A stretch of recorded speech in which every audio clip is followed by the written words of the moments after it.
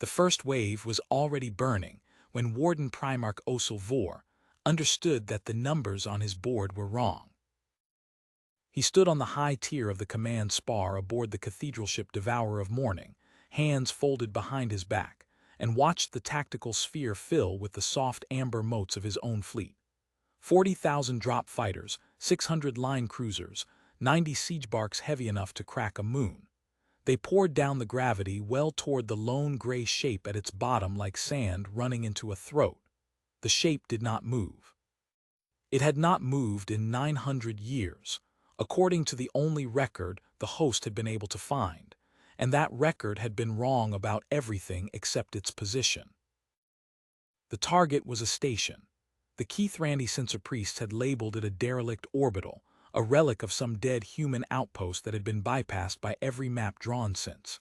It hung at the mouth of the Saltmere Corridor, the only stable passage between the host's spinward holdings and the soft green worlds beyond, and it was, by every reckoning Vor's logisticians had performed, an obstacle of no consequence.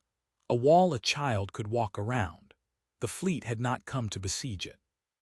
The fleet had come to brush it aside on the way to richer things. "Casualty report from the first sortie," Vor said.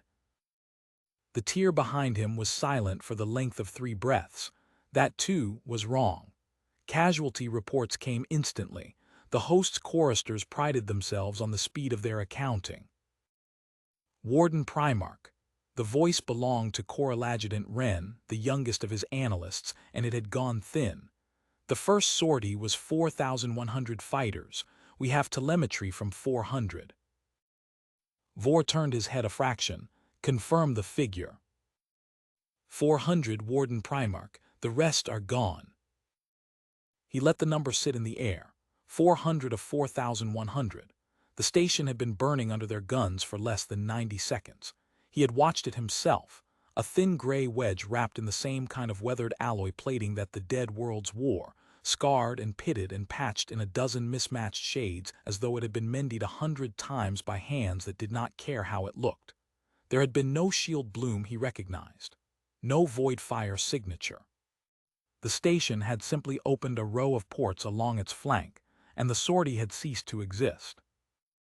He knew the choreography of a derelict dying, the flicker of a desperate power surge, the wild spray of fire from automated systems firing blind, the slow guttering as the last reserves bled out.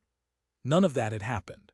The station had fired the way a marksman fires, with economy, with patience, with the unhurried confidence of a thing that has not been surprised. It had not panicked. It had not even hurried. It had killed 3,700 of his craft and gone quiet again, and the quiet was the part that he could not put down, because there was nothing frightened in it. "It is a derelict," Vor said, but he said it the way a man says a thing he has already stopped believing. "The Sensor Priests maintain that assessment," Wren answered carefully. "Then the Sensor Priests have never seen a derelict shoot back." The Keithrandi devouring host did not lose. This was not pride. It was arithmetic, the kind that had held true across 900 conquered systems and 400 broken species. The host won because it never came in numbers that could be resisted. It came in numbers that could not be counted. Where another fleet would have sent a vanguard and held a reserve, the host sent everything all at once, in waves that overlapped like the teeth of a closing jaw, so that the defender never had a moment between blows to think. The choristers called it the Devouring. You did not fight the host. You were inside it before you understood it had arrived, and then you were gone. Vor had commanded the host for 31 years. He had seen worlds that fought to the last child and worlds that surrendered before his shadow crossed their sun, and in all that time the central truth had never bent. Numbers were destiny. The galaxy was a ledger, and the host always wrote the larger figure. The station at the bottom of the Saltmere well was a single line item. It should have been crossed out before the first hour ended. He had given it a single hour. The logisticians had thought even that generous. The Saltmere campaign was the largest movement the host had undertaken in a generation.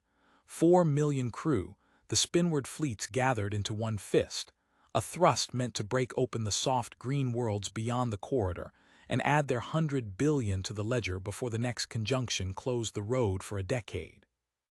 Every hour the fleet spent at the mouth of the corridor was an hour the worlds beyond had to ready themselves, and so the relic at the threshold had been assigned the lowest possible priority and the most contemptuous possible allocation. A single sortie, swept aside in passing, the way a man brushes a cobweb from a doorframe he has already decided to walk through. The cobweb had eaten 3,700 fighters and was still hanging in the door. "Bring up the dossier," Vor said. "Everything we have." The sphere folded and a column of glyphs unwound beside it. The dossier was thin. A name, recovered from a salvaged human navigation buoy 3 systems back, Holdfast Station. A construction date that placed its keel laying nearly 1,000 years before the host had ever heard the word human. A class designation the choristers had been unable to translate, a single human word that the buoy had rendered as monitor, and a defensive complement listed absurdly as one ship. One ship, Vor read aloud. The internal vessel, Warden Primarch. The station appears to be built around a warship, or a warship grew a station around itself.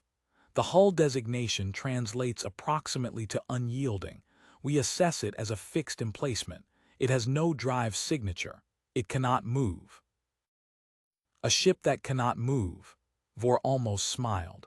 Then it cannot retreat and it cannot pursue. We have only to keep feeding it until it chokes. He had said that too, the way a man says a thing he has begun to doubt.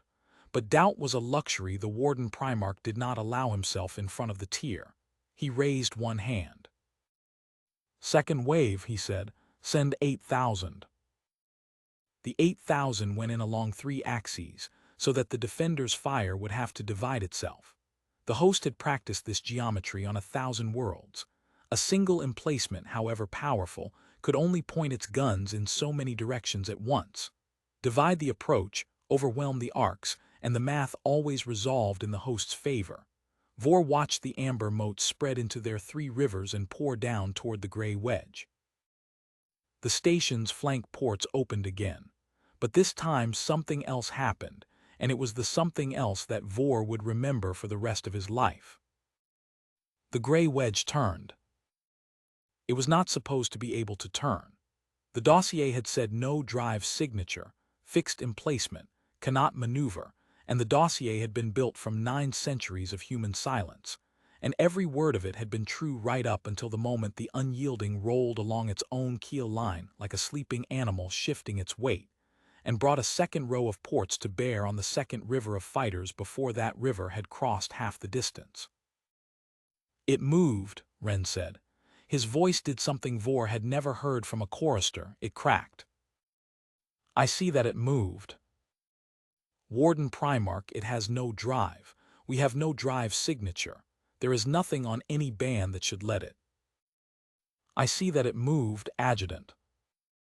The 3 rivers of fighters reached the gray wedge at very nearly the same instant, which was exactly as the doctrine intended, and the gray wedge killed all 3 of them at very nearly the same instant, which the doctrine had not allowed for at all. The flank ports along both faces of the station fired in a rolling cascade, not a single great discharge, but a steady, metronomic walking of fire, port after port after port, so that to Vor's eye the station seemed to be breathing out light.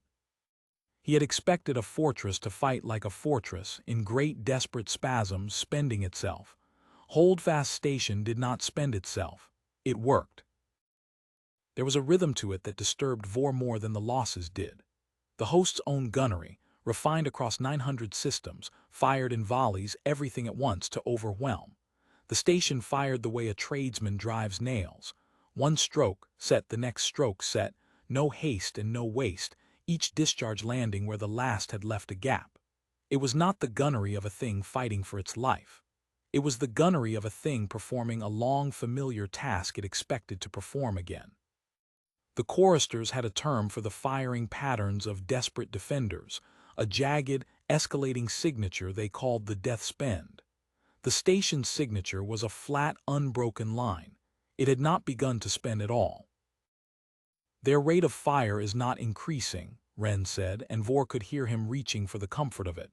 A panicked defender escalates. This one is holding a constant rate. That suggests rationing. It suggests limits.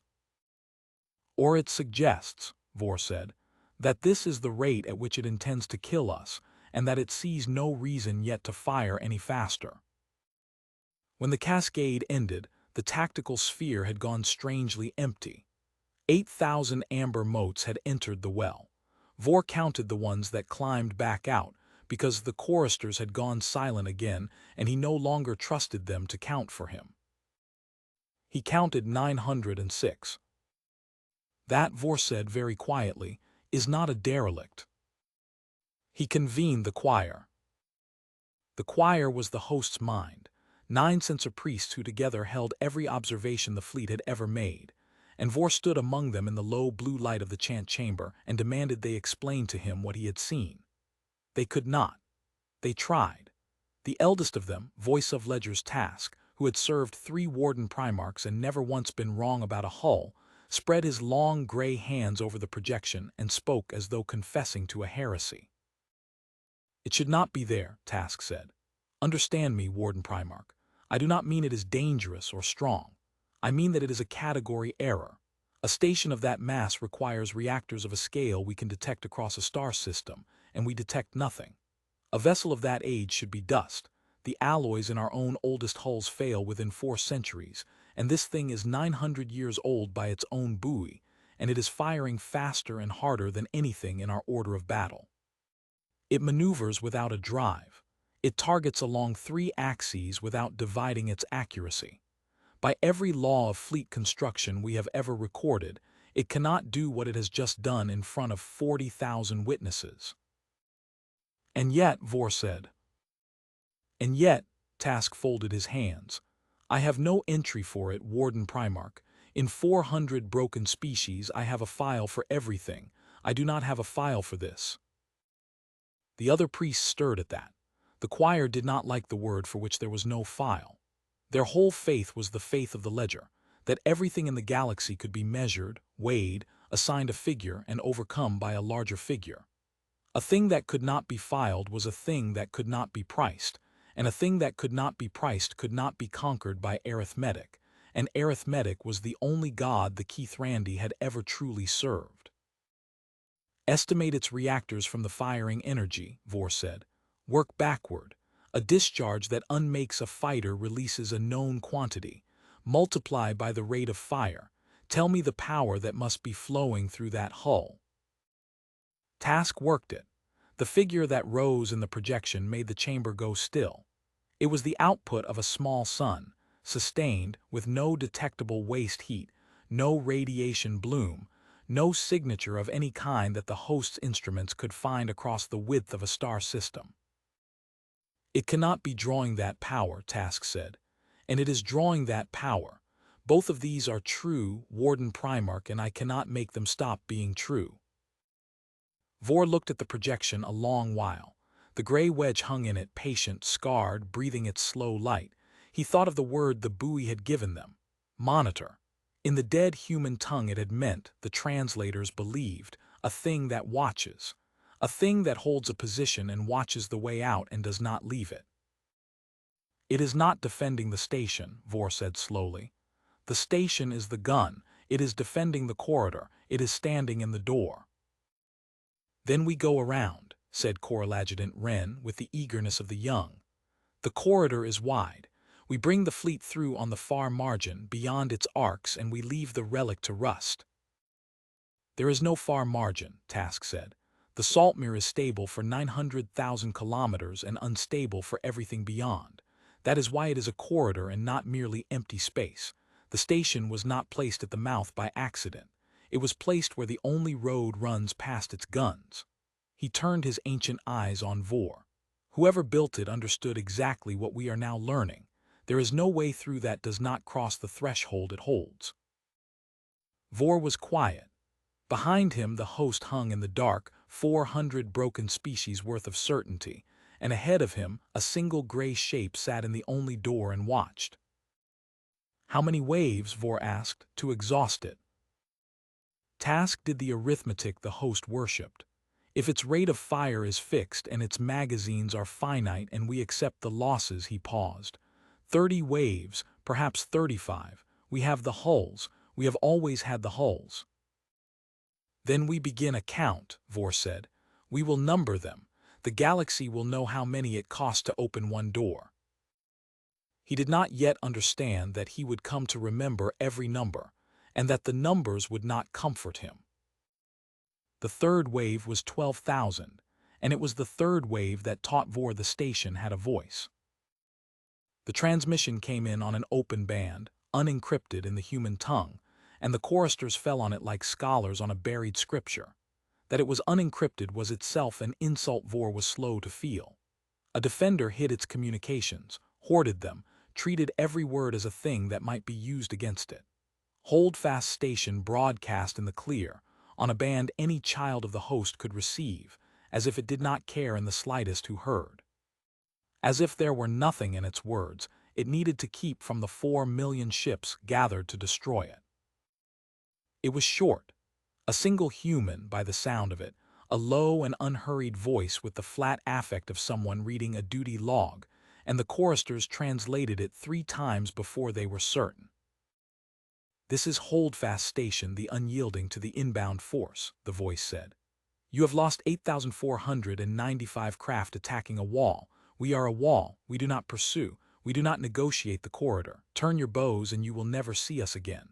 Cross the threshold and we will hold it as long as there is a hand aboard to hold it. There are 61 of us. The count will not change your outcome. It will only change the number you write down. Hold fast out. 61. Vor made the chamber play it again. 61 hands aboard a station that had just unmade 20,000 of his craft. The host's smallest line cruiser carried 200. The Devourer of Morning carried 9,000. And the human voice had said the number not as a boast but as a courtesy, the way one tells an opponent the size of the wager before it is settled. They are 61, Wren whispered. We are 4 million. We are 4 million, Vor agreed. And we have lost 20,000 to 61, and the human told us the number so that we would not be able to pretend afterward that it had been close. He gave the order for the third wave anyway, because he was the Warden Primarch and the host did not turn its bows. 12,000 drop fighters and the first of the line cruisers, 80 of them, hulls that had broken the orbital defenses of 3 civilizations.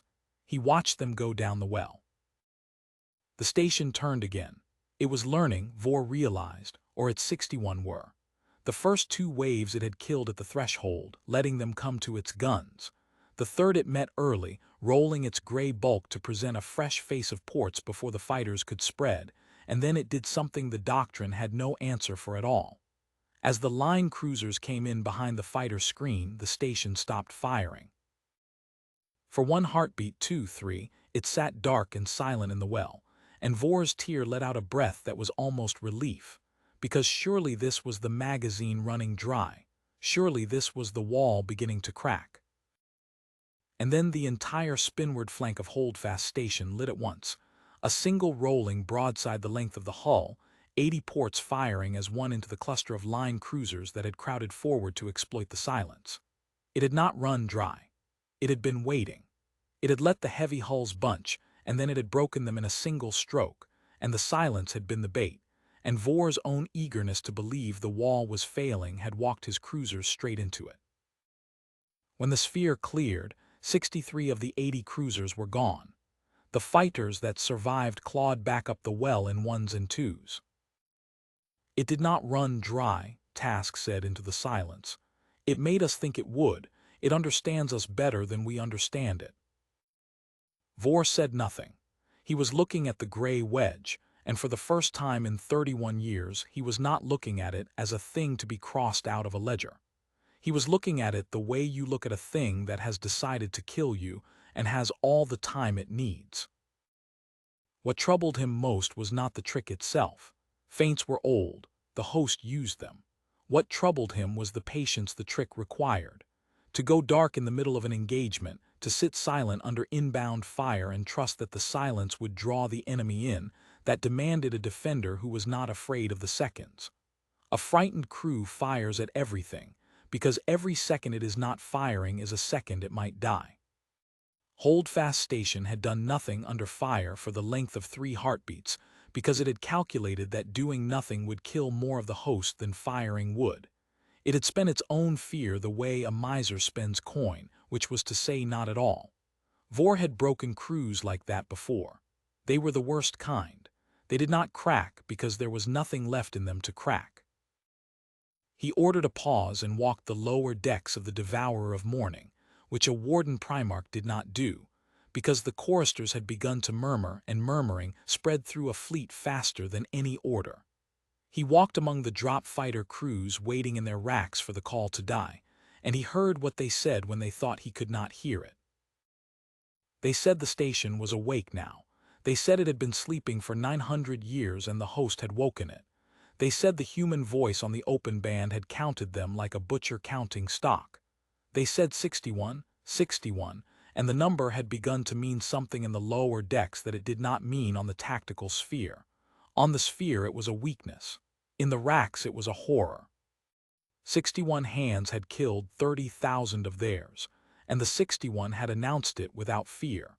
And a thing that announces its own small number without fear is a thing that knows something you do not.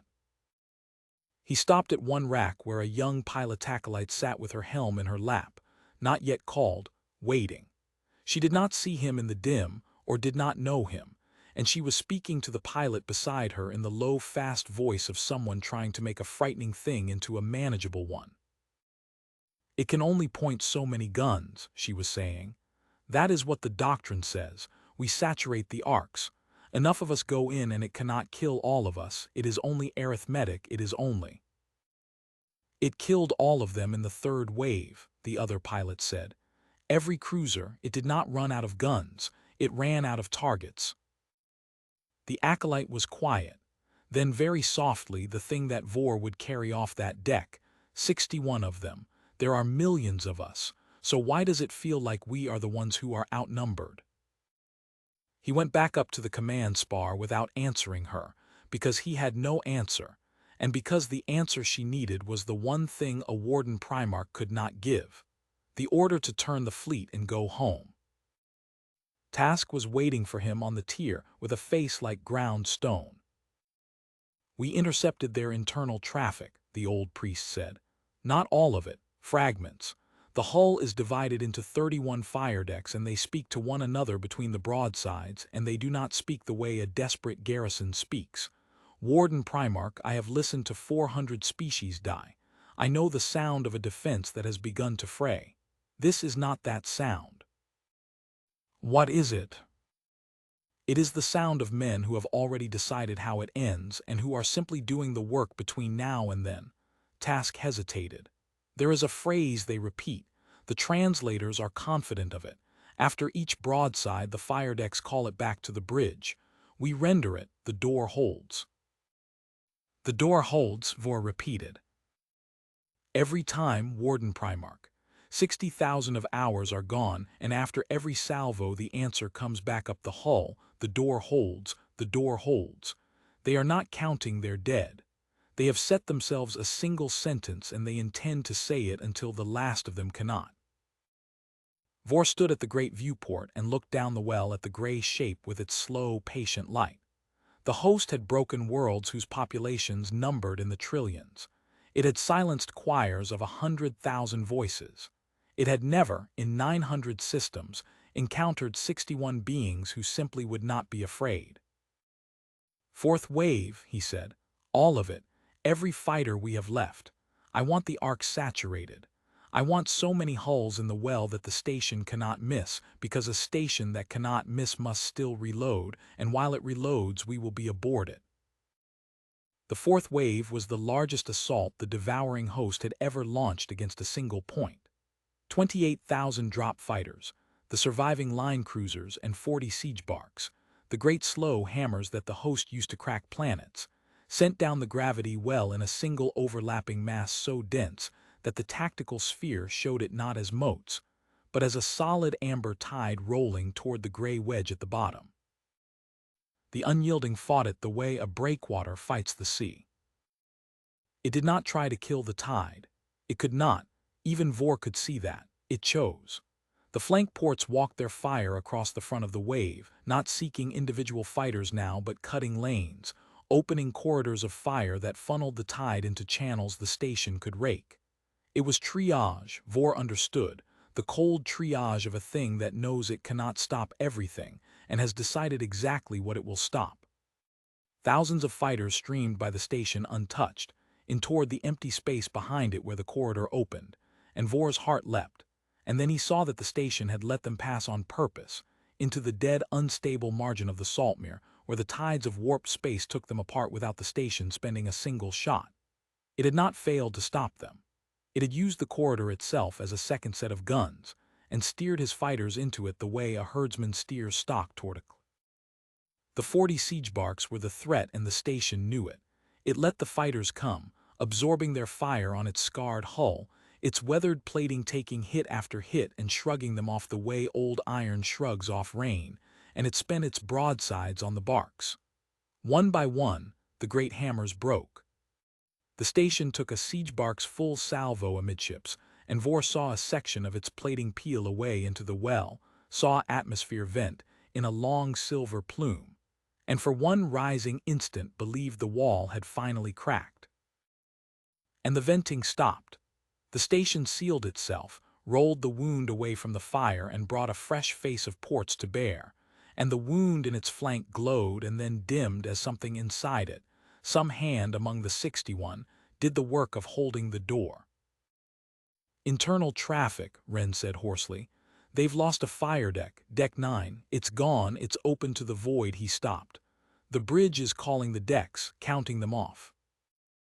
And Deck 9 doesn't answer, Wren swallowed. Deck 10 answers, says. He looked up, and there was something in his young face that Vor did not want to name. Deck 10 says the door holds. The fourth wave broke against Holdfast Station for 2 hours and 11 minutes. When it was over, the 40 siege barks were gone, everyone. The line cruisers were gone. Of 28,000 drop fighters, the choristers counted 4,040 back up the well, and many of those were trailing fire. The station had lost one fire deck of 31. It had vented and sealed and turned and was, when the smoke of the engagement cleared from the sphere, exactly where it had been at the laying of its keel 900 years before, in the door. Vor sat down. A warden Primarch did not sit during an engagement, but he sat, and the tear pretended not to see, and the human voice came across the open band one more time, low and unhurried and utterly without fear. This is Holdfast Station, it said. We are down to 29 decks and 60 crew. You have spent 90,000 hulls on a wall. The corridor is still closed. It will be closed tomorrow, and it will be closed when the last of us is the only one left to close it. Turn your bows, we will not chase you. We do not want your worlds. We want the door. Hold fast out. 60, Wren whispered. They've lost one. They told us they lost one, Task corrected softly, so that we could not lie to ourselves that we had hurt them more. That night by the host's reckoning of nights, Warden Primarch Osel Vor did a thing he had never done. He had the choristers open every record the fleet possessed on the human species, and he read all of it, and there was almost nothing, and the almost nothing was the most frightening dossier he had ever held. The humans had been encountered, the records said, perhaps a dozen times across the host's 9 centuries, always at the edges, always briefly, always inconclusively. They held a scatter of systems no one had thought worth taking. They built ugly ships, scarred ships patched in mismatched plating because they did not care how a thing looked, only whether it worked. They were not numerous. They were not, by any measure the host respected, strong. And every encounter ended the same way. The humans did not pursue, did not expand, did not conquer. They held. They put a thing in a doorway and they held it, and the few fleets that had pressed the matter had gone quiet, and the silence had been written down as inconclusive because no one had survived to make it conclusive. There was a pattern in the silence Vor saw when the few encounters were laid side by side. The humans were never the ones who pressed.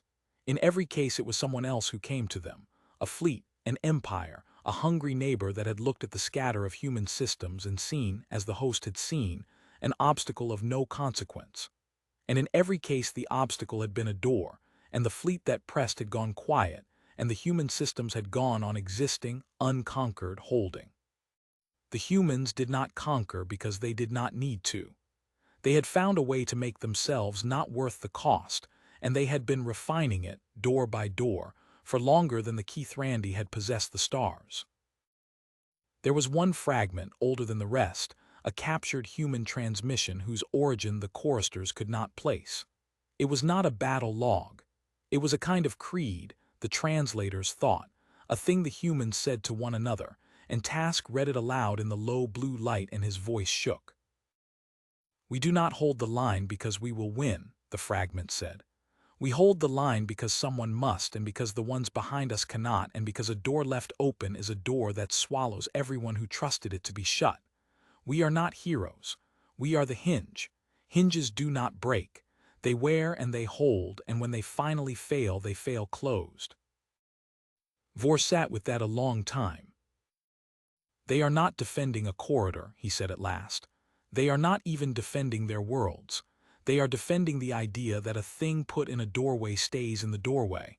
That is what the 61 are dying for, not the Saltmere, the principle of the door." "That is not a weakness we can exploit," Task said. "A foe that fights for ground can be made to abandon ground. A foe that fights for a principle cannot be moved at all. We can only kill them, one fire deck at a time, until there is no hand left to hold the hinge." "How many waves remain in your arithmetic?" The old priest's hands trembled over the ledger. "I estimated 30. We have sent 4. I estimated wrong. At the rate it is killing us, we will run out of hulls before it runs out of hands." Vor looked up sharply. "Say that again." "We have 4 million crew across the fleet, Warden Primarch, but we have a finite number of attack hulls, and the station does not tire and does not sleep and does not miss. Each wave costs us more than the last because each wave teaches it nothing it does not already know, while it teaches us, each time, exactly how little we understood. If we continue as we are, the host will exhaust its capacity to attack before 60 hands become 0. He closed the ledger. "We are not besieging them. They are besieging us. They have simply chosen to do it from inside the only door we need." He tried once to win without the waves. It was Wren's idea, offered in the careful voice of a chorister proposing something that might be heresy. If the station could not be overwhelmed from without, perhaps it could be taken from within.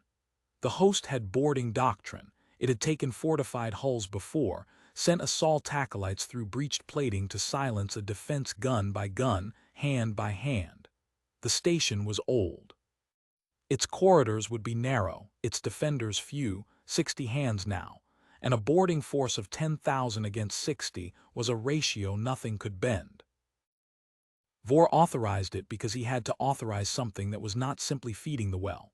Under cover of the next fighter screen, 40 boarding barks drove for the wound the siege barks had opened in the station's flank, Deck 9, the deck that had gone dark and not answered. They reached it. The choristers tracked their entry pings as the assault acolytes went in through the torn plating, 10,000 of the host's best against a fortress that had, by every count, 60 hands left to hold it. The entry pings lasted 4 minutes. Then they stopped, all of them, not gradually but together, the way a held breath stops, and the open band came up, and it was the unhurried duty log voice, and it said only, "Deck 9 was open to vacuum before you boarded it. We left it open. You boarded a tomb and we sealed the door behind you. There was no one there to kill. There was nothing there at all. You will not find a way in that we did not leave for you. Hold fast out." Wren stared at the dead entry pings. 10,000, he said. 60 of them. They did not even spend a crewman. They let the void do it. They let us walk into an empty deck and then they shut us in. "They are not 60 people defending a station," Vor said slowly, and he felt the truth of it settle into him like cold into a bone. "They are 60 people who have turned an entire station into a single weapon, and there is no part of it that is not the weapon, and there is no soft place in it where the weapon is not, and they have had 900 years to think of every way a thing like us might try, and they have already left the door open on each one and waited to close it. He turned from the sphere. We will not board it again. Vor should have turned the fleet then. He knew it, in the way a man knows a thing he will not do. He was the Warden Primarch, and the devouring host did not turn its bows, not for 60 hands, not for 60,000 dead, not for a wall that had decided to outlast them. There was a count to keep. The galaxy was watching the Saltmere now. Word had gone out across the spinward holdings that the host had thrown 90,000 hulls at a single relic, and the relic still held the door, and a host that turned away from a relic would not be the host for very long. Numbers were destiny. He would write the larger figure or he would cease to command. So he did not turn, he counted. It became the only thing he did. The fleet had its own machinery of command, its subwardens and its staging officers, and they ran the waves now with a grim mechanical competence that needed nothing from him. And so Vor stood at the great viewport and watched the gray wedge and kept the count, because someone had to, and because he had begun to feel that the count was the only honest record of what was happening at the mouth of the Saltmere. The tactical sphere lied. It showed him 4 million ships and one small station and made the outcome look obvious. The count did not lie.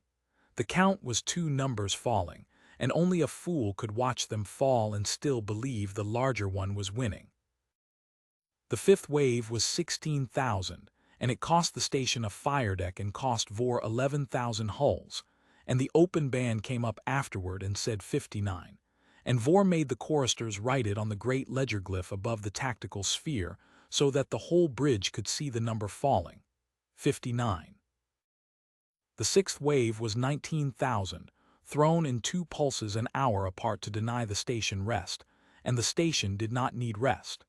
It killed the first pulse and waited and killed the second, and afterward the band came up and the human voice was the same flat, unhurried voice it had always been, and it said 56, and the ledger glyph fell, 56. The 7th wave the choristers begged him not to send, and he sent it, because the count above the sphere was a count of the human dead now as much as his own, and somewhere in the long unbroken hours Vor had stopped being able to tell whether he was trying to open the door or simply trying to make the number reach 0 before his own number did.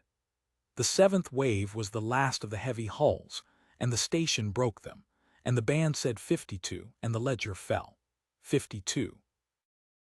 Between the 7th wave and the 8th, something changed in the fleet that Vor could not put on the ledger but could feel through the deck plates like a change in the weather.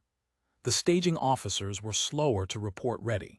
The acolytes in the racks had stopped speaking of arithmetic. A line cruiser called the Patient Hunger refused its launch order, sat dark in the staging formation for a full hour while its subwarden pleaded and threatened, and then complied, and Vor did not punish it, because to punish it would be to admit aloud that the fleet had begun to understand what the lower decks had understood since the first wave. That they were not breaking the wall was breaking them, and every hull sent down the well was sent not to win, but to keep the count moving, and the count was the only thing left that the host could pretend to be winning. The 8th wave was 14,000, and it cost the station nothing the choristers could measure and cost Vor 9,000 hulls, and the band said 49, and the ledger fell, 49. The 9th wave he held 3 hours past the hour the station would expect it, to let the defenders believe the assault had ended and stand down a watch. The station did not stand down. It met the 9th wave with the same flat, unbroken rate it had met the first, as though it had known to the minute when he would come, and Vor understood that the humans had not been resting between his waves at all. They had been waiting in the dark at their stations for as long as it took because the door did not care whether they were tired. The ledger fell, 47. The 10th wave Vor led himself, against every protocol, taking the Devourer of Morning forward to the edge of the station's arcs so that the lower decks would see the Warden Primarch's own hull in the fire and not murmur. The Unyielding put a broadside across the Devourer's bow at extreme range, a single ranging salvo, deliberate, and it did not hit, and Vor understood that it had not been meant to hit. It had been a message. We see you. We see the largest ship you have. We are not afraid of it either. The 10th wave broke. The band came up, 45. The ledger fell, 45. The choristers had stopped speaking on the tier. They translated when ordered, and they did the arithmetic when ordered, and the rest of the time they watched the two numbers fall. The host's hulls in their endless thousands and the human count in its terrible single digits. And they understood, before Vor would let himself understand it, which number was going to reach a wall first. There was a thing the human voice did on the open band after each wave that Vor came to dread more than the losses. It gave him the count. Always the count and never anything else, no taunt, no plea, no demand. 47, 45. The voice never rose, it never broke. It read the number of its own surviving dead the way a clerk reads a tally at the end of a long, ordinary day, and the flatness of it told Vor, more plainly than any boast could have, that the humans had already counted the cost of holding the door and had found it acceptable. They were not enduring the siege. They were performing a task whose price they had agreed to long before the host arrived. Vor had heard the voices of the dying across 400 species. They begged, or they cursed, or they went silent. He had never heard one keep a ledger. The host kept ledgers. The host worshipped ledgers. And the thing in the doorway had taken the host's own god and turned it into the instrument of the host's defeat, reading back to Vor, after every wave, the one number that proved arithmetic had failed. The 11th wave he sent without watching it. He sat with his back to the sphere and listened to the choristers call the losses, and when the band came up afterward and said 41, he did not need to look. The fleet had begun to feel less like a force and more like a thing being slowly poured down a drain, and the gray wedge at the bottom neither filled nor overflowed. The ledger fell, 41. It was Task who finally said it in the low blue light of the chant chamber, when Vor had stopped sleeping, and the count above the sphere read 41. Warden Primarch, we have committed 11 waves. We have lost 180,000 hulls and the operational crews aboard them. We have killed 20 of their 61. 20, Warden Primarch. At this exchange, to reach 0 hands aboard Holdfast Station, we will spend the entire offensive capacity of the devouring host, every drop fighter and every cruiser and every bark the 400 conquered systems have ever built for us. And we will spend it on 41 people who told us at the outset that the count would not change our outcome. And if we stop, the corridor remains closed, and the host has been bled past the point where it can threaten anyone for a generation, and every species we hold will know it. They will know that the devouring host threw itself against 41 human beings in a doorway, and the human beings won by the simple act of not leaving. We do not lose because we are weak. We lose because we cannot stop, and they have built their entire defense on knowing that we cannot stop. Task's ancient hands were perfectly still now. They did not need a fleet, Warden Primarch. They needed 61 people who understood us better than we understand ourselves, and a wall to put them in and a door worth holding. The category error was never the station. It was us. We thought the larger number always wins. They built a thing whose entire purpose is to prove that it does not. Vor looked at the count, 41. How many waves, he said, until the door opens? Task did not pretend to misunderstand. The door does not open, Warden Primarch. You have seen it. They told us at the first hour. They will hold it as long as there is one hand aboard to hold it, and when there are no hands the station will still be in the doorway, a dead wall 1,000 years old, and it will still be wider than the only road, and we will still have to grind through 900,000 kilometers of its drifting hull to pass. They did not build a defense that ends when they die. They built a defense that the corridor itself enforces. Even their corpses hold the door. He did not stop, not yet. Task had laid the whole truth in front of him in the chant chamber, the arithmetic of his own defeat written in the only language the host had ever trusted, and Vor had heard it and understood it and walked back up to the command spar and given the order for the 12th wave anyway, because understanding a thing and being able to stop doing it are not the same, and the devouring host did not turn its bows, and he was the host.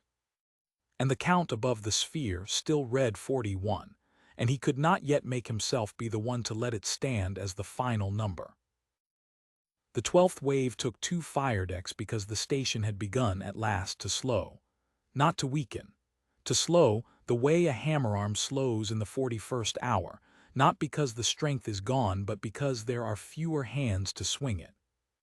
The walking of fire down the station's flank was still flat, still unbroken, but the gap between one port firing and the next had widened by a fraction. A machine would not feel and a man would. And Vor, who had watched that rhythm for days now until it beat in him like a second pulse, felt the fraction and understood what it was. It was not the wall failing. It was the wall down to the hands that could still reach the controls, and those hands moving a little farther between one gun and the next, and not one of them stopping. The band came up afterward and the voice was no longer the same voice. It was younger and tired, and it still did not shake. "This is Holdfast Station," the new voice said. "The watch officer is dead. I have the bridge. We are 38 and we are 19 decks and the door holds. I have been asked to tell you that we counted you too. We have a number for what you have spent. We will not say it because it would only shame the ones you sent. Turn your bows. There is nothing for you here but the wall and the door and the count. Hold fast out." 38. The ledger fell. 38. Vor stood at the viewport for a long while, and the host hung in the dark behind him, 4,000,000 strong, the largest force ever assembled in the spinward reach. And at the bottom of the well the gray wedge breathed its slow light, scarred and patched and venting in 3 places now. 19 of 31 decks dark, 38 hands aboard a thing built for thousands, and it was still in the door. It had never not been in the door. From the first second of the first wave to this hour, it had occupied exactly the position it had occupied for 900 years, and the devouring host had broken upon it like the sea breaks on a stone that does not know it is supposed to wear away. "Warden Primarch," Wren said quietly. He was the only chorister who would still speak on the tier. "The fleet is asking for orders. The 13th wave is staged. They will go if you send them." "They will go," Vor agreed. "That is what they are. They will go because I tell them to, and the station will break them because that is what it is, and afterward the count will read 35 and I will send the 14th and it will read 32. He turned from the viewport. "Adjutant, in your estimation, when the count reaches 0, what will the galaxy say of the devouring host?" Wren hesitated. "That we opened the Saltmere corridor." "No," Task said from the chamber door, where the old priest had come to stand. "They will say the host spent its strength on a wall. They will say 61 humans held a door against 4,000,000, and that we could not make ourselves stop, and that when it was finished the host was a name and a memory, and a fleet too bled to frighten a single colony. They will say that the larger number lost. And every door in the galaxy that anyone wishes to hold against us, they will hold the way Holdfast held it because the humans will have shown them how. That is what we will have built here, Warden Primarch. Not an open corridor. A lesson, taught to 400 species, in how to beat the devouring host with 61 hands and a wall." The 13th wave did not launch. Warden Primarch Vor stood on the command spar of the Devourer of Morning, and gave the order that no Warden Primarch had given in 900 years, and he gave it in a steady voice because the lower decks would hear it, and he would not let them hear anything but certainty, even now, especially now. "Recall the wave," he said. "Recall all of it. The fleet will withdraw to the spinward holdings. We do not pursue, we do not negotiate the corridor, we turn our bows." The tier was silent. Then Wren very softly, "Warden Primarch, the doctrine." "The doctrine is arithmetic, Adjutant, and the arithmetic has been beaten. We have met a thing that the larger number does not defeat, and the longer we refuse to understand that, the more of the host we feed into the door for nothing. They told us at the first hour. They told us every hour after, 'Turn your bows and you will never see us again.' I am turning our bows." He looked at the count above the sphere, 38. It would stay 38 now. It would be the last number anyone wrote of Holdfast Station, and it would not be 0, and that was the whole of the victory and the whole of the defeat. "Open the band." The choristers opened it. "This is the devouring host," Vor said in the human tongue slowly because he had made the translators teach him the words. "We are turning our bows. The corridor is yours. It was always yours. We spent 194,000 hulls learning what you told us in the first minute, and we are the ones who could not count. The door holds. We will not test it again." The band was quiet for a moment. Then the tired young voice came back, and for the first time it carried something other than the flat affect of a duty log. It carried, Vor thought, the smallest measure of something that in his own tongue had no clean word, a thing between respect and grief. "Holdfast Station acknowledges," the voice said. "Safe transit, the door will be here if you change your mind, it will always be here." A pause. "There are 38 of us. There were 61. Tell your dead we counted them. We will tell ours the same. Hold fast out." The band closed. The devouring host turned its bows in the long, slow choreography of 4 million crew, and the amber tide that had filled the tactical sphere drew back up the gravity well and away from the gray wedge in the door. And Warden Primarch Vor stood at the great viewport and watched the station until it dwindled to a point, and the point dwindled to nothing. It did not fire on the withdrawing fleet. It could have. He had given it every opportunity, had brought the devourer of morning across its arcs one final time, half expecting, half wanting the last broadside that would let him die in the door rather than carry this back to the spinward holdings. The broadside did not come. Holdfast Station did not pursue, did not punish, did not spend a single one of its 38 remaining hands on a fleet that was leaving. It only watched. It was a monitor. A thing that holds a position and watches the way out and does not leave it. And now it watched the host leave, and it held the door, and it asked for nothing more. Task came to stand beside him at the viewport. The old priest had brought the great ledger, and he held it the way a man holds a thing he no longer trusts. "I have served 3 Warden Primarchs," Task said. "I have never written the smaller number into this book. I do not know how it is done." "You write the truth," Vor said. 90 days from now, the spinward holdings will hear the truth no matter what we write, because the humans did not hide it. They counted us in front of the galaxy. They said 61 at the start so that no one could ever pretend it had been a fair fight, and they will say 38 at the end so that no one can ever pretend they lost. Write it as they wrote it. The devouring host, 4 million strong, met 61 humans in a doorway at the mouth of the Saltmere corridor. The host spent 194,000 hulls. The corridor never opened. 38 of the 61 still held the door when the host turned its bows. Task was quiet, then, and what will they call it, the species we hold, when they hear? "They will call it the door," Vor said, "and every one of them will begin to wonder how many hands it would take to hold one of their own. 61, they will think. We have at least 61. He almost smiled, and it was not a thing that brought him any comfort. "We did not conquer 400 species, Task. We frightened them into stillness with a number, and a single gray wall at the bottom of a well has just shown all 400 of them that the number is a lie. That is what we leave behind us in the Saltmere, not an open road, the end of the only weapon we ever had. It had been over, I think, from the moment the first sortie went in expecting a cobweb and found a hinge." "There is one more thing to write," Vor said. "Write that I gave the order to turn. Not the choir, not the doctrine, not the loss of nerve in the lower decks, me.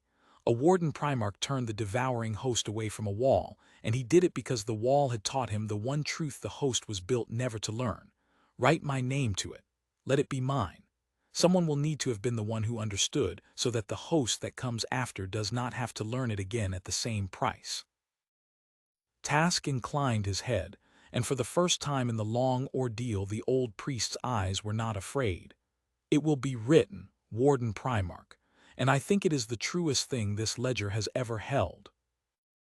The records of the Keithrandy devouring host, recovered long afterward by hands that were neither Keithrandy nor human, end the account of the Saltmere campaign with a single entry in the Great Ledger. Written, the recoverers noted, in a hand that was not the chorister's careful glyph script but something rougher, as though the Warden Primarch had taken the stylus himself. It read, "At the door at the mouth of the Saltmere we met a wall called Holdfast and 61 human hands within it. We sent 90,000 and then we sent 100,000 more. They did not move. We named our dead in the thousands and they named theirs by ones and they named theirs to our faces so that we could not lie. The door held. We turned our bows. Let it be written for whoever commands the host after me that there is a kind of foe the larger number does not break, and that we found it in a doorway, and that it was waiting for us there, scarred and patient and unafraid, for 900 years before we ever came. It is waiting still. It will always be waiting. The door holds." Beneath that, in the same rough hand, a final line, and the recoverers were never certain whether it was a warning to the host that followed or simply the only honest thing a defeated commander could set down at the end of the longest engagement of his life. It read, "Count them if you must. The count will not change your outcome. It will only change the number you write down." And then, very small, as if the hand that wrote it had finally understood the thing the human voice had been telling it from the first minute of the first wave, a number and nothing else. 38.